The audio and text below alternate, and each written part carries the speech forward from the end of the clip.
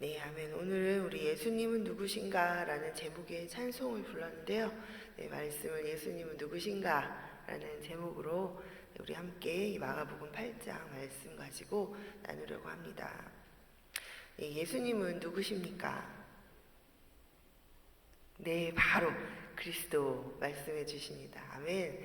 네, 우리는 우리 예수님의 부활 승천을 다 본, 그리고 또 그 이후에 우리 사도들의 또 이 생애를, 우리가 뭐 생애를 다 알지는 못하지만 어떤 활동들을 하고 교회가 섰는지까지 우리가 다 보고 있는 세대입니다. 그러니까 우리는 뭐 몰랐어요. 뭐 나 잘 몰라서 하나님을 따르긴 하는데 내가 잘 몰라서 못했습니다라고 사실 변명할 여지가 없는 그런 세대입니다. 우리가 이 사실을 좀 꼭 기억해야 되죠. 자, 예수님은 누구이십니까? 오늘 읽은 본문에서 베드로가 이렇게 대답하죠. 주는 그리스도시니다. 자, 이 베드로의 고백은 마태복음, 우리 오늘은 마가복음에서 보고 있지만 이 마태복음 16장에서는 16절에 이렇게 기록하고 있습니다. 주는 그리스도시요 살아계신 하나님의 아들이십니다. 네, 아멘. 또 누가복음에서는 9장에 이렇게 기록하고 있습니다. 하나님의 그리스도이십니다. 아멘. 자, 베드로는 진리를 고백했습니다. 네. 근데 이때 다른 사람들은 도대체 이 예수라는 사람이 누구인가에 대해서 굉장히 의견이 분분했던 그런 상황입니다. 아무것도 없는 들판에서 5,000명을 또 떡으로 먹이시고 그 다음에 또 4,000명도 4,000명 이상을 또 떡으로 먹이시는 일을 예수님께서 하셨습니다. 그리고 또 눈먼 자의 눈을 보게 하시고 또 병자를 고치시고 또 귀신을 쫓아내시는 그런 예수님의 소문이 아주 온 그 이스라엘 뭐 사마리아 지역 외에도 뭐 수리아까지 북쪽 사방 팔방으로 많이 알려져서 정말 예수님은 도대체 누구신가? 이런 일을 어떻게 하시는가? 이런 이야기들에 대해서 아주 많은 그 의견이 있었던 때였습니다. 자, 어떤 사람은 죽었던 세례요한이 살아났다. 그러니까 세례요한이다. 이렇게 이야기하는 사람도 있었고, 또 어떤 사람은 구약의 이 말라기 4장 5절에 이렇게 예언하고 있죠. 보라, 여호와의 크고 두려운 날이 이르기 전에 내가 선지자 엘리야를 너에게 보내리니. 이 구약의 예언을 따라 다시 보내심을 받은 엘리야인가 보다. 이렇게 말하는 사람도 있습니다. 또 어떤 사람은 예수님은 위대한 선지자 중에 하나다. 선지자다. 네, 지금 그때까지 세례 요한이 선지자로 왔지만 사람들이 선지자라고 생각하고 있었죠. 근데 그 이전에 사실 한 400년 이상을 하나님께서 침묵하셨고 이스라엘 백성은 선지자들을 만나지 못하고 있었습니다. 그러니까 세례 요한이 왔으니 또 그 다음에 이제 등장한 아주 위대한 선지자다. 이렇게 말하는 사람들이 있었습니다. 자, 이런 상황에서 예수님께서 예수님을 지금 계속 따라서 다니면서 예수님의 행하신 일들도 보고 또 예수님이 가르치시는 말씀도 듣고 하면서 함께 하고 있었던 그런 제자들에게 이제 예수님이 물어보시죠. 너희는 나를 누구라고 하느냐? 자, 오늘날에도 여전히 예수님에 대한 의견이 분분합니다. 우리 학교에서 세계사 시간에는 예수님을 세계 4대 성인 중에 한 사람으로 그렇게 배웁니다. 또 그 다음에 우리 이슬람을 믿는 우리 무슬림 분들은 예수님은 선지자다 이렇게 이야기합니다. 자, 교회에 다니고 계신 여러분들, 많은 분들 중에서도 이 적지 않은 수가 이 삼위일체 하나님을 예수님은 누구십니까? 그러면 복 주시는 분? 네, 이렇게 대답하시는 분 많이 계시죠? 네, 복 주시는 분이십니다. 네, 무슨 복을 어떻게 왜 주게 되셨는지는 전혀 모르시고, 우리는 그냥 복을 구하잖아요. 예전에 우리 복을 줄 것 같은 위대한 좀 이렇게 인간이 아닌 존재한테 우리가 복을 구하죠. 그러니까 우리 하나님 교회를 다니시면서도 하나님 누구십니까? 그러면 네, 마치 선앙당에 물 떠놓고 복을 비는 뭔가 이제 신 그런 대상을 생각하는 것처럼 복 주시는 분입니다. 네, 그 얘기를 제일 먼저 하시는 분들이 많이 계십니다.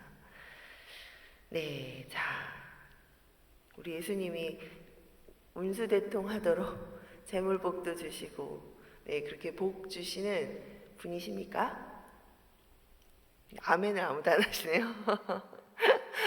네, 하나님 복을 주시죠. 네, 하나님은 만사를 네, 주관하시고, 네, 우리에게 네, 큰 복을 주셨습니다. 여러분이 받으신 가장 큰 복이 무엇이죠? 네, 영생. 그렇죠? 네, 근데 이제 사람들은 세상에서 받는 복을 이제 생각하면서 예, 이 복 주시는 분이시기를 간절히 바라면서 우리가 하나님의 이름을 네, 외치죠, 부르죠. 네, 어쨌든 이런 가운데서 이제 오늘 이 새벽에 우리에게도 베드로가 아니라 이제 제자들에게 우리 예수님이 물으신 것처럼, 왜냐하면 우리는 이제 교회에 다 나오시는 분들이니까 교회에서 예수님께서 아마 물으실 거예요. 우리에게 자, 너희는 나를 누구라고 하느냐. 자, 우리도 베드로처럼 그렇게 고백합니다. 주는 그리스도신이다. 네. 그런데 문제는 제가 조금 전에 많은 적지 않은 분들의 문제를 지적했던 것처럼 우리 문제가 뭐냐면 이 베드로도 우리도 이렇게 고백을 할 때 이 그리스도께서 하시는 일이 무엇인지, 하나님이 그리스도를 보내신 뜻이 무엇인지, 그래서 결국 그리스도께서 무엇을 행하실지에 대해서 잘 깨닫지 못하고 이 고백을 한다라는 것입니다.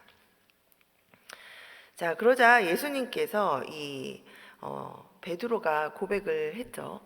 그러자 이제 비로소 이제 그 그리스도로서 하실 일에 대해서 이 예수님께서 말씀해 주십니다. 자, 31절에 이렇게 말씀하시죠. 인자가 많은 고난을 받고 장로들과 대제사장들과 서기관들에게 버림받아 죽임을 당하고 사흘 만에 살아나야 할 것을 비로소 그들에게 가르치시되. 네, 자 이제 주는 그리스도신이다. 내가 누구냐? 그러니까 그리스도신이다라는 그 진리를 말한 이제 제자들에게 이제 설명을 하시는 거죠. 이제 그리스도로서 내가 이렇게 할 거다. 자, 무엇을 하신다고 말씀하시죠? 세상에서 고난을 받을 거다. 받습니다. 그리고 사람들에게 버림을 받아 죽임을 당하십니다. 그러나 사흘 만에 살아나실 것입니다. 네, 이것이 바로 그리스도이신 예수님께서 앞으로 하실 일이다라고 가르치시고 계신 내용입니다. 자, 그러자 주는 그리스도신이다라고 고백했던 베드로가 예수님을 붙들고 항변합니다. 자, 우리 한국어 성경에는 붙들고 항변했다라는 좀 완곡한 표현으로 이렇게 표현되어 있습니다. 그러나 이 영어 성경에 보면 이 32절을 이렇게 기록하고 있습니다. He spoke, 예수님이 Jesus spoke plainly about this, and Peter took him aside and began to rebuke him. 자, 이 말을 그대로 번역하면, 자, 예수님은 그냥 이 당연하게 하실 일에 대해서 그냥 뭐 아무런 이렇게 막 특이하게 뭔가 막 내가 이렇게 될 거야, 막 이렇게 뭐 드라마틱하게 설명을 하신 게 아니라 나 그리스도인데 그리스도로서 이런 일을 할 거야라고 이제 고난당하고 죽으실 것에 대해서 그냥 이렇게 평범하게 얘기를 하셨습니다. 그러자 베드로가 너무 놀란 표현이죠. 예수님을 옆으로 따로 부르는 거예요. 이쪽으로 좀 와보세요, 예수님. 잠깐 저 좀 보세요. 그러더니 이 rebuke him, 예수님을 야단을 칩니다. 이 rebuke라는 단어는요, 부모님이 아이들이 뭘 잘못했을 때 아이들을 이렇게 나무라고 가르치고 이렇게 혼낼 때, 꾸짖을 때 이렇게 쓰는 단어입니다. 그래서 이 나중에 33절 그 다음 절에 예수님께서 이런 베드로를 꾸짖으시잖아요. 네, 사탄아 내 뒤로 물러가라 하면서 이렇게 꾸짖으실 때 이 꾸짖다라는 단어와 같은 단어를 영어 성경에서 보면, 그러니까 원어에서는 그렇게 사용하면서 베드로가 예수님한테 그렇게 했다라는 거예요. 자, 이 고난받고 버림받고 죽고 살아난다는 얘기를 듣자 너무 이상한 얘기라고 생각이 든 거죠.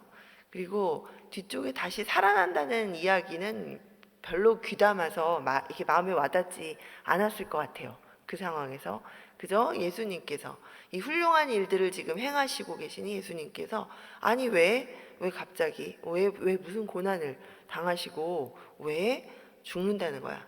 말도 안 돼. 네, 그런 마음이 지금 베드로의 이 행동에서 표현이 되고 있습니다. 네, 그러자 예수님을 막 나무라죠. 그리스도는 그러시면 안 되는 거예요. 이러면서 그런 표현에서 과연 우리가 예수님을 그리스도라고 부를 때 그리스도이십니다 고백하지만 그리스도가 무엇을 하시기를 바라고 내가 지금 이 고백을 하고 있는가 우리가 좀 돌아봐야 합니다. 과연 베드로는 무슨 생각으로 그리스도를 고백을 했지만 이 그리스도가 이런 일들을 하신다고 하니까 이렇게 당황을 하며 예수님을 막 꾸짖고 야단을 치고 있는가. 자, 그러자 예수님이 그런 베드로를 향해 꾸짖습니다. 사탄아, 내 뒤로 물러가라. 내가 하나님의 일을 생각하지 아니하고 도리어 사람의 일을 생각하는도다. 자, 그러고는 바로 무리와 제자들에게 나를 따르려면 이런 마음의 자세로, 이런 정신으로, 이런 태도로 살아야 한다. 라면서 이 제자의 도를 말씀해 주고 계십니다. 자, 당시 이 베드로는 주는 그리스도이십니다 라고 고백을 했지만 이 그리스도께서 이 땅에 오시니 하나님의 뜻을 제대로 깨닫고 있지 못했습니다. 자, 하나님의 관점이 아니라 여전히 사람의 관점, 세상의 관점으로 이 그리스도를 바라보면서 그리스도는 이런 일들을 행하셔야 마땅하지 않은가. 그리스도인은 우리를 위해서 이렇게 해주시는 것이 좋겠다라고 나름 소견을 생각한 대로 그리스도를 생각하고 있었던 거죠. 그런데 그거와 완전히 다른 이야기를 하시니까 너무나 당황하면서 예수님 앞에 이제 그런 모습으로 나아갔고 예수님이 바로 그것을 지적하시죠. 네가 그리스도라고 고백은 했지만 하나님의 일을 생각하지 않고 여전히 사람의 일을 생각하는구나. 네 관점으로, 네 생각으로 네가 원하는 것들을 이루어 주기만을 바라는구나. 이렇게 얘기하시면서 그게 어떤 것이다? 사탄적이다. 그게 바로 하나님을 대적하는 태도다라고 그렇게 지적을 해주십니다. 바로. 자, 오늘날 우리도 이 하나님의 그리스도를 향한 하나님의 뜻을 제대로 깨닫지 못하면서 이 베드로처럼 하나님을 막 꾸짖는 그런 어리석은 어처구니 없는 그런 마음을 가질 때가 또 많이 있습니다. 자, 내가 언제 하나님을 꾸짖었나요? 나는 그런 적이 없습니다. 자, 우리가 대표적인 예가 하나님을 원망하는 마음입니다. 자, 원망하는 마음을 가만히 들여다보면, 원망을 어떻게 합니까? 도대체 하나님이 나한테 이러실 수 있습니까? 라는 그 자세가 원망이죠. 하나님이 나한테 이러시면 안 되는데, 왜 이렇게 하십니까? 이런 마음은 바로 내가 말로 하나님 앞에 대적하지 않지만 마음으로는 하나님이 뭔가 잘못하고 계시다. 이건 아닙니다. 라는 그런 마음으로 하나님을 꾸짖고 있는 것이죠. 자, 교회 다니면서 예수님을 우리가 믿으면서 이 세상이 부러워할 만한 각종 복을 받고 만사 형통하게 되겠지. 또 이런 마음은 마치 베드로가 처음 주는 그리스도십니다라고 고백했을 때 어쩌면 가졌던 그런 마음, 그리스도를 향한 기대와 비슷합니다. 우리도 주를 그리스도십니다라고 고백하면서 고통당하기는 싫고 예수님 때문에 고난 당하긴 싫고 그저 교회 다니면 내가 안 풀리던 일이 잘 풀리고 뭔가 만사 형통하기만을 바라는 어떤 그런 마음으로 우리가 예수님을 바라보고 말씀을 대하고 하나님 앞에 예배를 드리죠. 그런 말씀 가운데 책망하는 말씀들은 들리지 않습니다. 마음이 불편해지고 내가 책망하고 싶은 내가 나를 돌아보고 책망을 받아서 변화되어야 그것이 복인 줄 깨닫지 못하면 그런 예수님을 우리가 어쩌면 속으로 원망하고 또 목사님 말씀을 들으면서 목사님을 원망하죠. 왜 저렇게 좋게 말씀하실 것도 많은데 저렇게 야단치는 말씀만 하실까? 저런 책망의 말씀만 하실까? 하면서 원망하는 마음을 갖습니다. 자, 그런 상태로는 우리가 세상에서 환란이 오면 베드로처럼 너무 당황하면서 예수님을 하나님을 꾸짖게 됩니다. 그리고 막 원망하게 되죠. 자, 예수님은 이런 상태에 우리들에게 예수님을 따르는 그리스도인으로서 가져야 할 정신과 자세에 대해서 이 34절 이하에서 가르쳐주고 계십니다. 오늘날 우리가 정말로 귀 기울여서 마음판을 새겨야 할 것들은 바로 이런 구절이죠. 자, 첫째는 예수님을 따르는 예수님의 제자는 먼저 자기를 부인해야 합니다. 자, 이 말은 더 이상 자기의 그런 어떤 세상적인 야망이나 꿈이 아닌 하나님의 꿈, 하나님의 일을 먼저 생각해야 한다는 것입니다. 자, 가정을 생각할 때도 이 가정을 향한 하나님의 뜻, 나를 향한, 우리 부부를 향한, 우리 자녀를 향한 하나님의 뜻을 먼저 생각하고 우리가 깨달을 때, 기도하려고 할 때 이제 더 이상 내 가정 안에서 일어나는 문제들이 막 짜증스럽고 견디기 힘들고 나만 고생하는 것 같은 그런 생각이 없어지게 되죠. 왜냐하면 하나님의 뜻을 생각하고 내가 그 뜻을 이루고자 하는 마음을 갖게 되기 때문입니다. 그렇지 않을 때는 왜 나만 고생해야 하는가? 왜 나만 이런 고난을 당하는가? 하나님은 왜 나를 이렇게 고통스럽게 하시는가? 그저 나. 내가 예수님을 만나면 나는 내 마음이 편해지고 내가 이렇게 잘 될 줄 알았는데 왜 여전히 내 가정엔 이런 문제가 있고 내 문제가 이렇게 생기는가?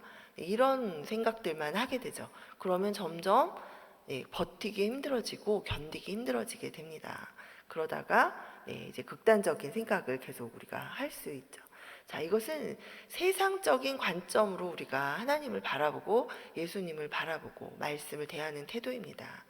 그렇지 않고 먼저 이것이 이럴 때 나의 생각, 내가 원했던 것들을 일단은 버리고 하나님이 원하시는 것이 무엇인가를 생각하며 그것을 따라갈 때 그것을 따라가다 보면 하나님께서 일하시는 것을 경험하게 되고 그런 가운데 정말로 하나님께서 주시는 그 축복을 우리가 발견하게 되고 또 그 축복을 함께 일구게 되는 그런 믿음의 자로 제자로 살아갈 수 있게 됩니다.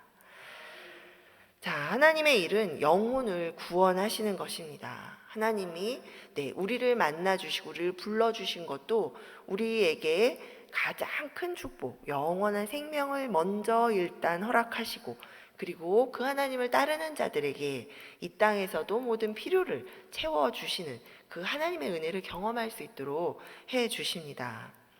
자, 이 세상에서 이 세상 것을 먼저 구하면 그 다음에 하나님 것이 따라오나요? 그렇지 않죠. 하나님의 것을 먼저 구하고 하나님께 영생을 받은 자가 이 세상에서 주신 복도 누릴 수 있습니다.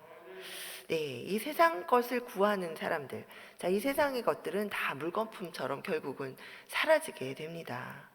그러나 이 하나님께서 허락하신 이 그리스도를 통해 허락하시는 생명의 복은 영원히 누리는 것입니다. 자, 이 영원한 생명을 나도 받고 또 다른 사람도 받도록 우리가 함께 힘쓰는 것이 바로 하나님의 뜻입니다. 자, 그래서 이제는 더 이상 그리스도인이라면 세상에서 쫓던 나의 행복, 집을 한 채를 더 사고 내가 또 내 자녀가 뭐 이런저런 좋은 직장에 취직하고 또 뭐 여러 가지 이런 것들, 그런 것들도 물론 우리의 기도 제목이기도 하지만 더 이상은 그런 것들을 만을 구하는데 온 전심을 쏟는 것이 아니라 이 세상에서 필요한 것들에만 구하는 것이 아니라 다른 사람들에게 또 예수 그리스도를 알게 해서 먼저 가져야 될 영원한 생명. 자, 우리에게 삶이 허락되었으니까 우리가 세상에서 구할 것도 구하게 되는 거죠. 오늘 당장 우리 생명이 끝나버리면 이 세상에서 아무리 원해도 그게 무슨 소용이 있겠어요, 그렇죠? 영원한 생명이 먼저 허락이 되어야 그 다음에 우리가 이 삶에서도 또 더 힘차게 그것들을 구하면서 살아갈 수 있습니다. 아멘.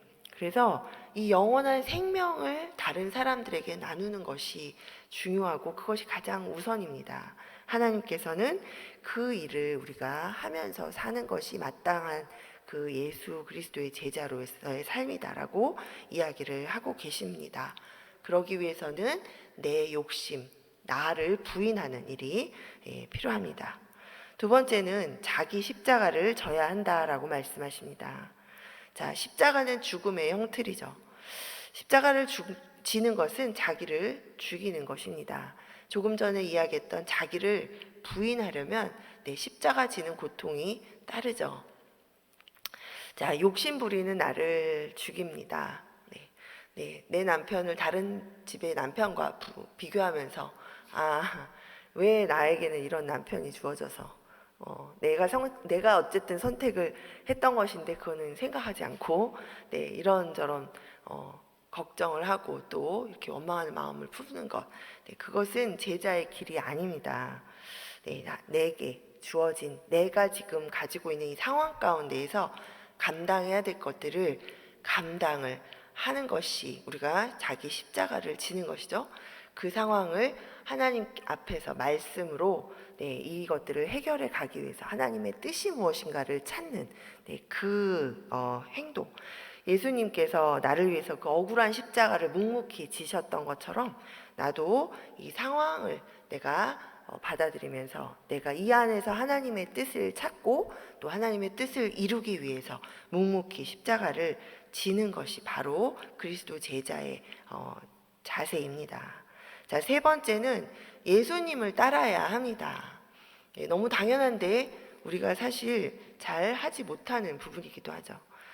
앞에도 그렇고 이 제자의 삶을 과연 우리가 살고 있는가 지금 생각해 보면서 이 말씀을 대하여야 하는데요. 자, 예수님을 따르지 않고 우리 뭘 따르죠? 돈을 따르고 명예를 따르고 나의 평안함을 따르고 아까 그 행복, 세상이 말하는 그런 행복을 우리가 여전히 추구하면서 그 행복을 나한테 달라고 하나님 앞에 그렇게 구할 때가 많이 있습니다. 그러나 우리가 행복은 먼저 하나님을 따를 때 하나님께서 더불어 우리에게 누리도록 주시는 은혜입니다. 그래서 우리가 오직 예수님께 목표를 두고 따라가야 합니다. 넷째는 예수님과 복음을 위해서 인생을 내어놓아야 합니다. 우리 예수님께서 우리 여기 말씀에는 목숨이라고 이제 성경에 표현되어 있는데요. 자, 이 목숨은 우리 지금 이 생명을 내놓는 것만 이야기하는 것이 아니라 시간과 물질과 우리의 노력을 나 자신을 높이는데, 나 자신을 풍요롭게 하는데 사용하는 것이 아니라 복음을 위해서, 예수님을 전하는 것을 위해서, 예수님의 몸된 교회를 위해서 사용하라라는 것입니다. 자, 우리 여러분들의 시간과 물질과 또 여러분의 이 노력을 예수님을 위해서 쓰고 계십니까? 아멘. 하루에 그것이 바로 사도 바울이 먹든지 마시든지 주를 위해서 사는 삶을 이야기하고 있는 바로 그것이죠. 우리가 모든 시간을 사실 잘 돌아보면 나를 위해서, 내 가족을 위해서 다 씁니다. 여러분이 새벽기도 끝나고 돌아가시면 밥하기 바쁘시고 여성분들은 또 챙겨야 되죠. 할 일들이 많이 있습니다. 물론 그것을 다 하면서 살아야 합니다.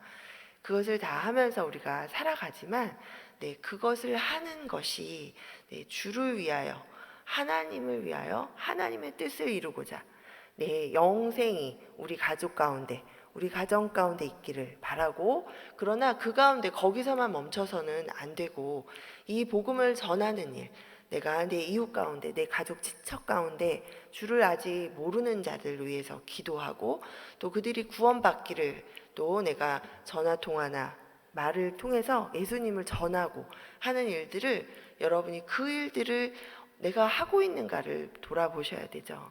네, 그저 예수님 앞에서 나 혼자 이 복음을 가지고 사는 모습에 머무르지 마시고, 다른 사람들에게 이 복음을 전하는 일, 또 여러 가지 하나님의 일들이 있습니다. 그 복음을 위해 하는 하나님의 일들을 위해서 우리의 시간과 또 물질과 노력을 사용해야 되는 것입니다. 35절에 주님이 이렇게 말씀하십니다. 누구든지 나와 복음을 위하여 자기 목숨을 잃으면 구원하리라. 네, 자, 우리의 인생을 이루는 요소들, 시간과 물질과 노력, 봉사와 또 이런 생명까지도 다 포함하는 이런 것들 중에 어떤 것이라도 예수님과 복음을 위해서 잃어버리는 자는 오히려 구원을 받는다라고 말씀하고 계십니다. 그리고 이 구원의 중요성에 대해서 바로 그 밑에 36절 이하에서 이렇게 말씀하시죠. 사람이 만일 온 천하를 얻고도 자기 목숨을 잃으면 무엇이 유익하리요? 사람이 무엇을 주고 자기 목숨과 바꾸겠느냐? 누구든지 이 음란하고 죄 많은 세대에서 나와 내 말을 부끄러워하면 인자도 아버지의 영광으로 거룩한 천사들과 함께 올 때에 그 사람을 부끄러워하리라. 아멘. 여기에서 이 목숨, 세상에서도 이 목숨이 중요한 줄 우리가 다 아는데, 아까 제가 말씀드린 것처럼 영원한 생명을 먼저 갖는 것이 중요합니다. 이 영원한 생명을 먼저 가져야 그 다음에도 우리가 누릴 것들을 누릴 수 있는 것입니다. 목숨이 있어야 이 땅에서의 것들이 의미가 있는 것처럼 영생을 깨닫고 영생을 받아야 우리가 신앙생활을 하는 것이, 또 이 세상에서 누리는 것들이 다 더 큰 의미가 있습니다. 아멘. 영어 성경에는 분명하게 다른 단어를 써서 표현이 되어 있어요. 이 구절들이 우리는 목숨이니까 여기에서의 목숨을 말씀하시는 것처럼 우리가 이렇게 읽다 보면 그냥 그렇게만 목숨이 중요하지 뭐 이렇게 얘기하시는데, 그 목숨이 중요한데 왜 제자들한테 죽는다는 얘기를 하실까? 우리가 이렇게 이제 처음 성경을 보시는 분들은 의문을 품으시는데, 이 36절 이하에서의 목숨이라고 표현되어 있는 단어는 영어에서는 soul이라고 표현하고 있습니다. 그래서 물론 이 세상에서 이 목숨도 포함하지만 이 영혼의 중요성, 그래서 이 영생의 중요성을 얘기하고 계신 것입니다. 자, 결국 영혼을 잃으면 우리가 영원한 죽음, 결국은 지옥이죠. 우리에게 영원, 아시죠? 마지막 심판 때는 악한 자도, 악인도 부활합니다. 우리 모두가 다 부활해요. 그런데 그리고 났더니 죽으면 끝날 것 같아서, 이 고통도 다 끝날 것 같아서 죽음을 선택했는데, 죽은 다음에 다시 부활합니다. 살아났는데 그 다음에 다시 갈라지는 갈림길에서 영원히 사느냐, 영원히 죽느냐. 이것을 우리 그리스도인들은 알고 있는 사람들입니다. 그러니 이것이 얼마나 중요합니까? 이것을 아직 깨닫지 못하고 있는 사람들에게 이것이 얼마나 중요한지, 이 영원한 생명을, 예수 그리스도를 꼭 가지라고 그렇게 우리가 전하고 또 그분들이 구원받도록 기도하면서 힘쓰고 애쓰는 그런 우리들이 다 되어야 할 줄 믿습니다. 아멘. 자, 제자의 삶은 구원과 이렇게 연결되어 있습니다. 요한복음 14장 21절에서 예수님이 말씀하십니다. 나의 계명을 가지고 지키는 자라야 나를 사랑하는 자니, 나를 사랑하는 자는 내 아버지께 사랑을 받을 것이요 나도 그를 사랑하여 그에게 나를 나타내리라. 아멘. 예수님의 제자인 우리들에게는 이 세상 속에서 버림받고 또 고난받고 하는 것이 이상한 일이 아닙니다. 예수님을 따르기에 당연한 일입니다. 그러나 다시 사신 예수님처럼 이 예수님을, 우리가 다시 사신 예수님을 따르기 때문에 고난 가운데에서도 그 부활의 능력으로 날마다 다시 일어서는 것이 또 우리 그리스도인입니다. 자, 우리 모두가 다 내가 높아지려는 그런 성공과 야망을 따라가는 그런 세상의 제자가 되지 않기를 바랍니다. 이 오늘도 우리 자기를 부인하고 또 자기 십자가를 지고 우리 오직 예수님만을 따라가면서 예수님과 복음을 위해서 시간과 또 물질과 섬김을 우리의 노력을 내어드리는 그런 참 제자의 삶을 살아가는 우리 모두가 되기를 간절히 소망합니다. 아멘. 우리 기도하겠습니다. 주님 감사합니다. 하나님 이 아침에 하나님 우리 말씀을 통하여 우리가 예수님을 따르는 제자로서 하나님 어떻게 살아야 하는가에 대해서 말씀하여 주셔서 감사합니다. 하나님 우리가 많은 경우에 하나님 내가 하나님을 따라가는 예수님을 따라가는 자로서 짊어지고 가야 할 또 책임져야 할 또 마땅히 감당해야 할 그러한 일들에 대해서 십자가를 지고 나를 부인하는 그러한 일들에 대해서는 생각하지 않고 그저 나를 위해서 내가 나아지고 높아지는 그런 욕심을 아직도 주님 앞에 그것만을 간구할 때가 많이 있음을 주님 이 시간 회개합니다. 주님 그러나 이제는 말씀을 통하여서 하나님 교훈과 책망을 달게 받으며 주님 제자로서의 삶을 살아가기를 간절히 소원합니다.